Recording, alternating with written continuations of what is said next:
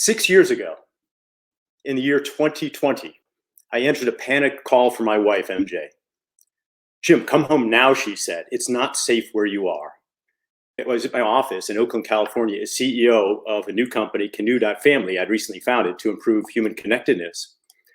And MJ's call was the start of the COVID lockdown and also was an inflection point for me personally and for my role in Rotary. When COVID struck, we know that it decimated Rotary Club meetings as we knew them. Clubs went dark overnight. Rotary was challenged like never before. Members departed and struggled. Recall where we were and what we as Rotarians were doing at that time from 20 to 21.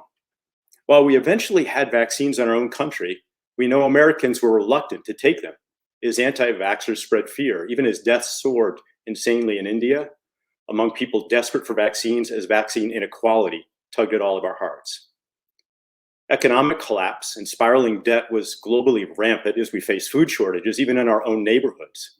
Simultaneously, fires and floods ravaged our communities as islands and coastlines began to be submerged by rising oceans, creating new masses of forsaken, what are called climate refugees, with 1 billion people threatened to become climate refugees by 2050. We bickered and battled in political silos, even as we drowned ourselves in our own plastic waste, and we wiped away species and biodiversity by the hour. We trafficked children, we weaponized the moon, and we sharpened our elbows to protect our own national rights rather than embracing our international interdependence to solve our global challenges. And as passionate, as active, as committed as many Rotarians were, we were facing our own problems. We were aging up and out. Young professionals just didn't find Rotary compelling enough or have enough time and money with their overloaded lives and families to join our clubs. Yet, I quote, "Through darkness comes light, through fear comes love, and through pain comes triumph." This was absolutely so in 2021, and the light from Rotarians in our district at 5160 led the way to a new Rotary. We recognize that ignorance offers no protection to inaction. So here are 7 statistics about Rotary today on May 2nd, 2026.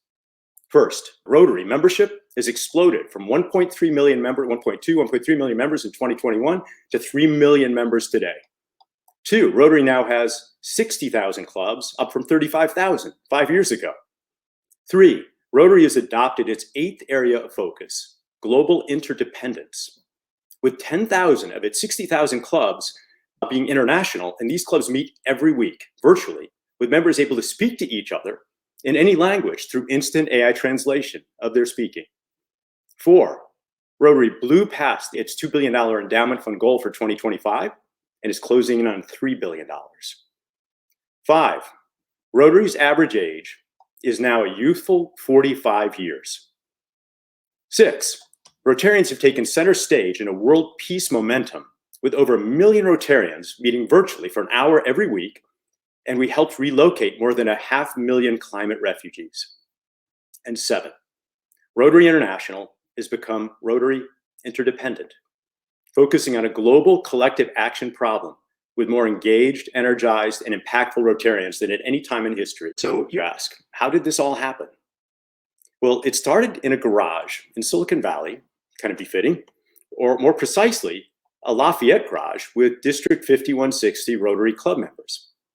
When Rotary President Holger Knack, 2020-2021, learned about the activities of a nonprofit called the Global Impact Group, or TGIG.org, founded by Rotarians from District 5160 and 6900 in Atlanta, he saw the future of Rotary and threw out a challenge to all Rotarians in a video that went viral throughout Rotary.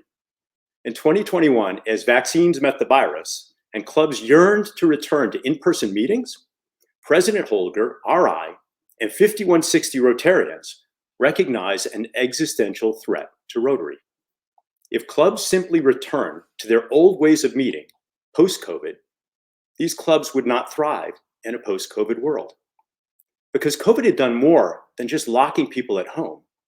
It had changed our behavior worldwide and led us to a new mode of connection, which is what we're doing today and have been doing for 5 years. Video chat was to connecting in 2020 as the automobile had been to travel in 1920. Zoom provided a faster, easier, and for many, a safer way to meet and to achieve fellowship. The digital infrastructure enabling connection was analogous to the highway infrastructure that enabled car travel 100 years earlier, and bandwidth is as inexpensive as gas had been a century earlier. Globally accessible video chat. This also meant that club members could visit other clubs anywhere in the world from their homes or from their clubs. Millennials, the so-called digital natives who had grown up with the internet and social media, could now connect online when they did have free time with older, sage Rotarians. So this is fascinating. College students who were the first users of Facebook when it was founded in 2004, by 2021, these students were the same age as Paul Harris when he founded Rotary in 1905. Paul Harris was 36 when he founded Rotary. Think of that. Paul Harris was 36 when he founded Rotary, the same age as young professionals in 2021 that Rotary so desperately wants to recruit. District 5160 recognized this, and we took action. We decided to begin evolving our clubs to appeal and our product to appeal to these Paul Harris-like younger mid-30 Rotarians. We realized that cutting the internet connectivity we'd adopted during COVID would be a grave error. Ending virtual participation in meetings wouldn't only squelch the burgeoning interest of new younger members, but it would also sever the connection with older members who didn't yet feel safe returning to meetings. And outside of Rotary, the world's biggest businesses permanently allowed for employees to work at home and participate in virtual and hybrid meetings, just as entertainment and conferences became a mix of virtual and hybrid meetings. So Rotary in-person club meetings needed simple, consistent, virtual access to roll with the future, or they'd simply be left behind and age up and age out. And President Holger, along with District 5160 members, recognized this, and we acted upon it.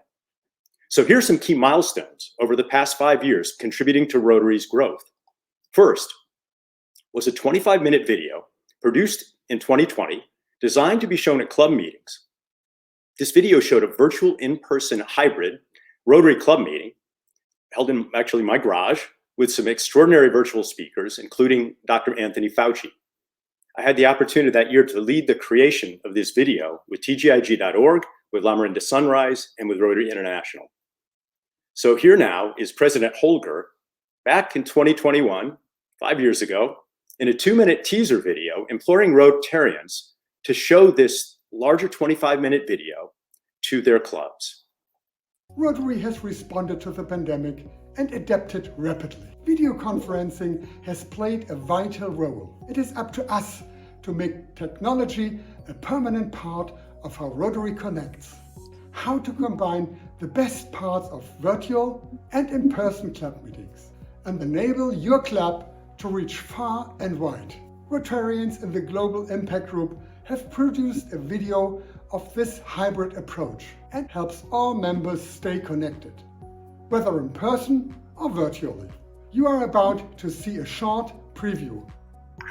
Hosted in a Rotarian's garage in California during the COVID pandemic, the Lamarinda Sunrise Rotary Club held a breakthrough virtual in-person meeting using their basic projection equipment supplemented with a microphone, a camera, and a couple of club members' laptops connected to Zoom. The second breakthrough was their speaker lineup of remote celebrities, including speakers from the Gates Foundation, the World Health Organization, Gavi, the Yale School of Public Health, the US NIH, and Rotary. Go to tgig.org to show this full, historical 25-minute video to your club. You can also watch a short 3-minute quick start video on hosting your own virtual in-person meeting and access other materials on VIP meetings here. This innovation will help us adapt and change and open new opportunities for clubs worldwide.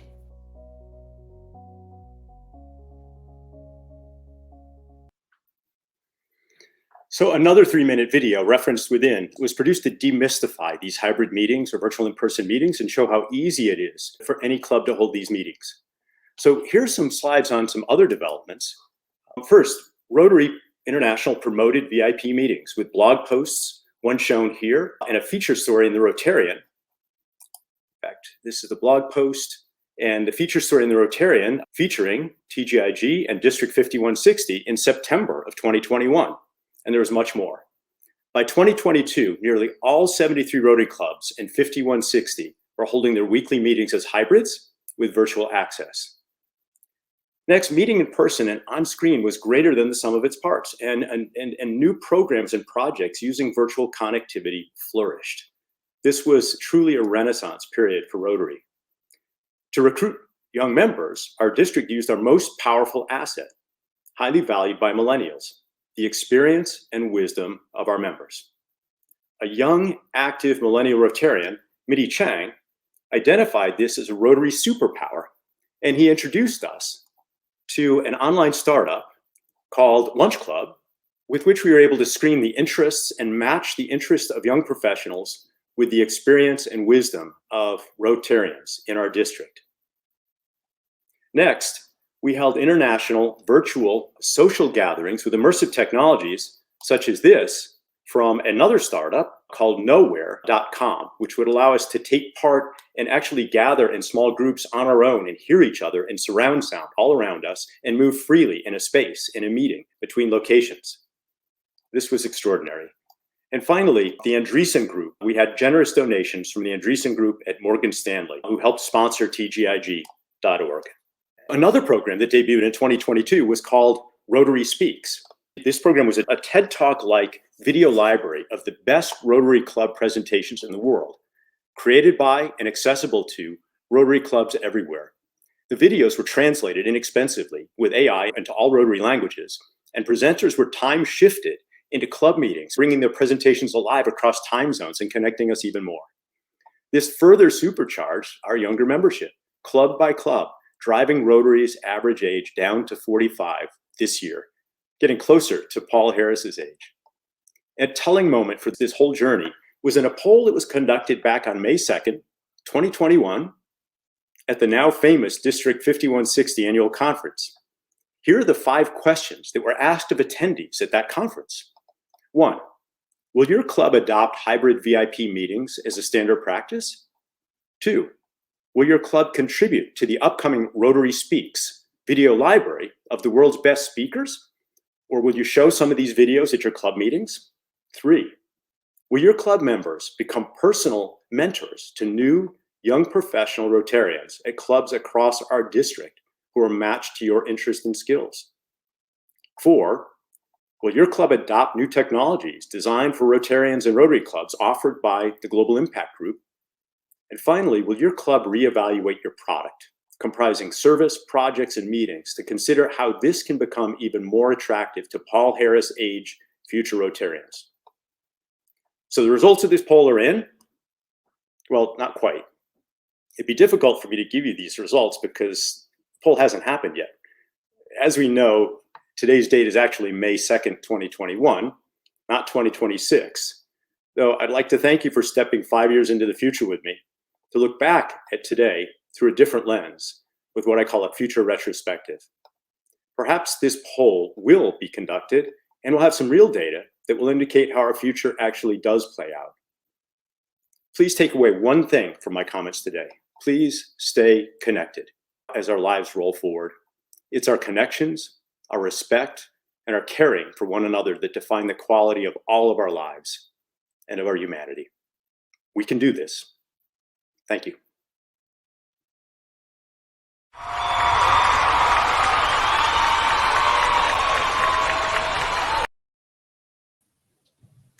Jim, thanks so much for sharing your really inspiring vision with us. I'm really confident we can be there on May 2nd of 2026, just as you predicted. I'm very grateful for the way you share your time, your talent, your innovation with Lombre to Sunrise, of course, of which we've been a member for many years, but also with Rotary throughout the world. So again, Jim, thank you so much.